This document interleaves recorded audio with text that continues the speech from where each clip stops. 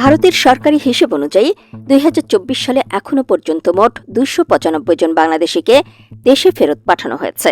চলতি বছরের 30 এপ্রিল পর্যন্ত প্রায় 100 জন বাংলাদেশি নাগরিককে দেশে ফেরত পাঠিয়ে বাংলাদেশ বর্ডার গার্ডের হাতে তুলে দেওয়া হয়েছে। গত এক মাসে ভারত জুড়ে কাগজপত্র না থাকা বাংলাদেশি অভিবাসীদের আটক করে পূর্ব সীমান্ত দিয়ে দেশে পুশব্যাক করেছে ভারত। দ্য হিন্দু পত্রিকাকে এমনটাই জানান ভারতীয় সরকারি কর্মকর্তারা।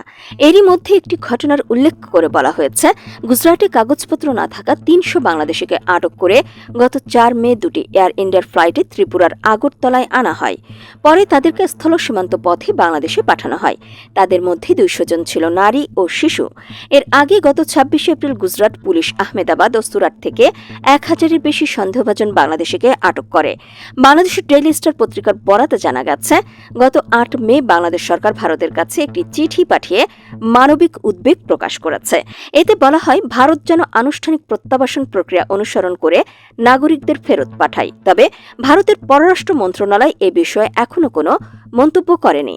গত 14 মে বুধবার রাজস্থানের আইন ও সংসদ বিষয়ক মন্ত্রী যোগারাম প্যাটেল জানান, রাজ্যের বিভিন্ন অংশে অবস্থানরত প্রায় 1000 সন্দেহভাজন বাংলাদেশিকে শনাক্ত করা হয়েছে।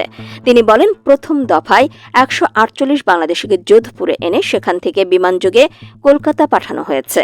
পরে তাদেরকে বাংলাদেশে ফেরত পাঠানো হবে। সূত্র জানায়, যোধপুরের ভিলেজ ডেভেলপমেন্ট অফিসারদের প্রশিক্ষণ কেন্দ্রকে অস্থায়ীভাবে আটক কেন্দ্র হিসেবে ব্যবহার করা হচ্ছে। মন্ত্রী জানান, পরবর্তী দিনগুলোতেও বিদেশিদের এভাবে ফেরত পাঠানো হবে।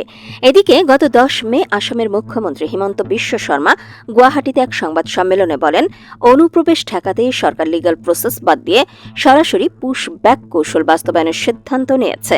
তিনি বলেন, অনুপ্রবেশ একটা বড় সমস্যা। আগে সিদ্ধান্ত ছিল কাউকে আটক করে আইনি প্রক্রিয়ায় নিয়ে আসা হবে, তাদের জেলে পাঠিয়ে আদালতে হাজির করা হবে। এখন আমরা সিদ্ধান্ত নিয়েছি তাদেরকে দেশে ঢুকতেই দেওয়া হবে না, সরাসরি পুশব্যাক করা হবে। এটা নতুন কৌশল। প্রতি বছর প্রায় 5000 মানুষ ভারতে ঢুকে পড়ছে, কিন্তু পুশব্যাক পদ্ধতির কারণে এই সংখ্যা কমে আসবে।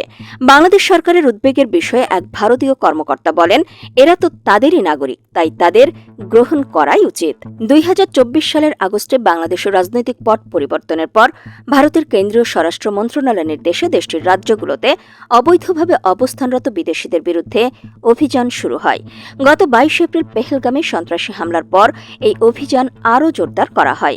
গত 31 মার্চ দ্য হিন্দু এক প্রতিবেদনে জানায়, ভারত সরকারের অভিযানের ফলে অনেক বাংলাদেশি স্বেচ্ছায় দেশে ফিরে যেতে শুরু করেছেন। চলতি বছরের জানুয়ারি থেকে মার্চ পর্যন্ত 411 জন অননুমোদিত বাংলাদেশি নাগরিক পূর্ব সীমান্ত দিয়ে দেশে ফিরেছেন।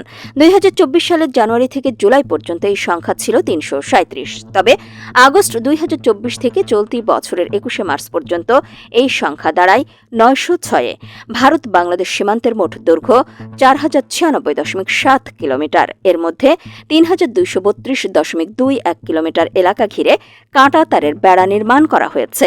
এই প্রতিবেদনটির তথ্য উপাত্ত সংগ্রহ করা হয়েছে দ্য বিজনেস স্ট্যান্ডার্ড নামক সাইট থেকে। প্রতিবেদনটি ভালো লেগে থাকলে আমাদের খবর রূপান্তর ফেসবুক পেজটি ফলো করুন এবং আমাদের ইউটিউব চ্যানেলটি এখনই সাবস্ক্রাইব করুন। ধন্যবাদ।